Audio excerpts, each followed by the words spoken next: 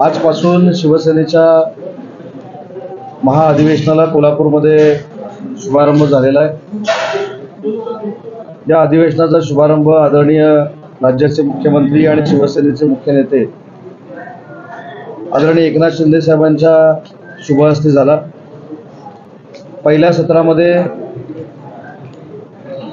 कामगार क्षेत्राबद्दल कशा पद्धतीनं संघटनेने वाटचाल केली पाहिजे आणि कामगार क्षेत्रातल्या कामगारांना कशा पद्धतीने न्याय मिळवून दिला गेला पाहिजे याचं मार्गदर्शन सन्माननीय शिवसेनेचे प्रवक्ते आदरणीय किरण पावसकर साहेबांनी केलं। महिला संघटनेचा राजकीय सहभाग आणि सामाजिक क्षेत्रातला सहभाग आणि महिलांच्या कार्यक्रमातनं संघटनेचं म्हणजे संघटना वाढवणं याबाबत सन्माननीय शिवसेनेच्या नेत्या मीनाताई कांबळेंनी मार्गदर्शन केलं।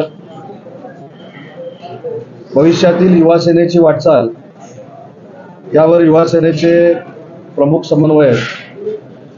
पूर्वेशजी सरनाईक यांनी मार्गदर्शन केलं आणि ओव्हरऑल संघटना शिवसेनेची संघटना हिंदुत्व वंदनीय बाळासाहेबांचा विचार यावर शिवसेनेचे मुख्य नेते आणि राज्याचे मंत्री आदरणीय गुलाबराव पाटील साहेबांनी मार्गदर्शन केलं आणि त्याच्यानंतर पहिल्या सत्रातले पहिले 6 ठराव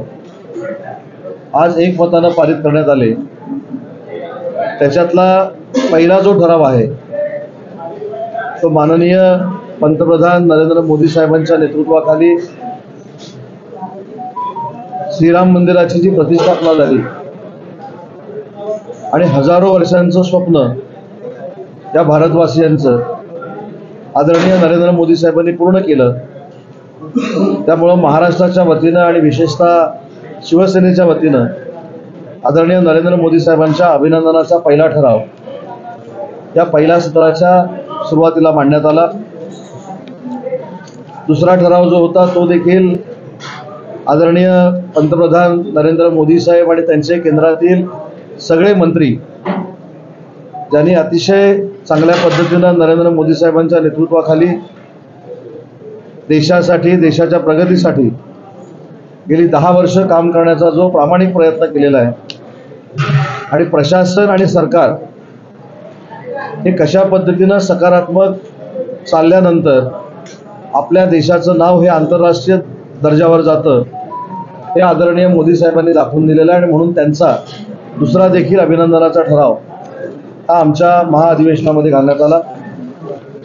तिसरा ठराव जो आहे तो आदरणीय अमित शहा साहेबांचा होता। आपल्या सगळ्यांनाच माहिती आहे की काश्मीरच्या बाबतीमध्ये घेतलेले निर्णय तर 370 कलमाचा निर्णय असेल, लडाखला केंद्रशासित करण्याचा निर्णय असेल आणि सहकार मंत्री झाल्यानंतर विशेषतः महाराष्ट्रातल्या सहकार क्षेत्राला आहे त्याच्यापेक्षा ऊर्जावस्था आणण्यासाठी केलेले प्रयत्न असतील आणि त्याच्यासाठी घेतलेले निर्णय असतील यासाठी माननीय अमित शहा साहेबांच्या अभिनंदनाचा ठराव देखील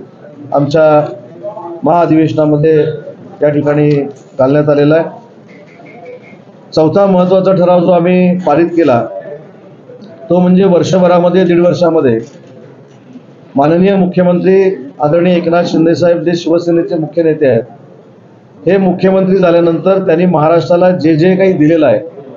ज्या काही योजना दिलेल्या आहेत त्या योजना सर्वसामान्य घटकापर्यंत पोहोचल्या आहेत, सर्वसामान्य घटक त्याचा फायदा घेतोय आणि त्याचा परिणाम म्हणून माननीय मुख्यमंत्र्यांच्या अभिनंदनाचा ठराव देखील आज या अधिवेशनामध्ये पारित करण्यात आलेला आहे।